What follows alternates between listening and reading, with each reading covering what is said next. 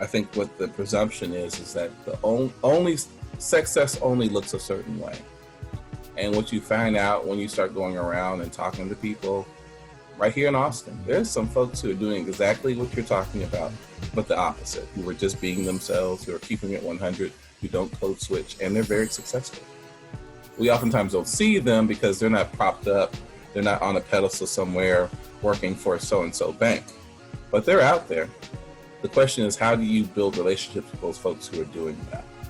And so I think what you'll find is that if you do a little research and some digging around, there's folks all around the city from different racial backgrounds, different generations who are successful in their own right, who are keeping it real, who are just who they are, who have their, whether it be their accent or their code switching or the way they dress or how they maintain, and they're very successful in their business and their work. The question that comes up sometimes is, what compromises are you willing to make? Some people, they say, I knew I was never going to be the captain of this ship, but I was okay with just being really good at what I do. I wanted to be a great teacher. And so I didn't want to deal with all that nonsense, and I thought I had to make those compromises, and I didn't want to.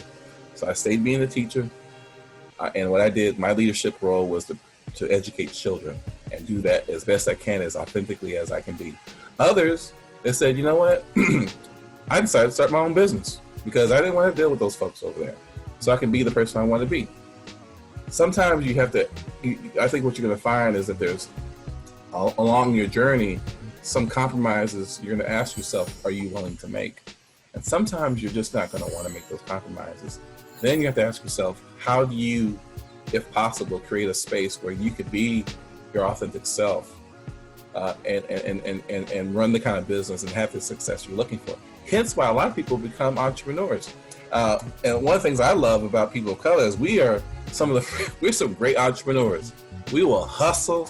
We'll sell them 8-tracks and cassette tapes and DVDs and whatever out of the back of our cars, and to run our own businesses, to take care of our families.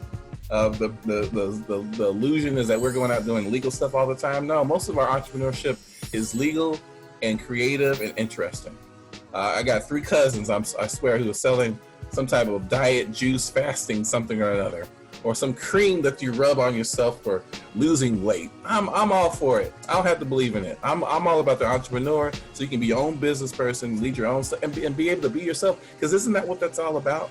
So you can make money, so you can take care of your family and live out your life the way you want to. The challenge is that if you decide you want to be part of an institution that has certain expectations, is that a compromise that you're willing to take? Sometimes by being in the belly of the beast, being in the system where you maybe made some of those compromises, where you decide to code switch all the time, maybe you feel like that you're playing the role to pull other people up. So you look the part, you're the safe person, but you also have a not so hidden agenda, which is to bring people up. So over a period of time, so they can be themselves.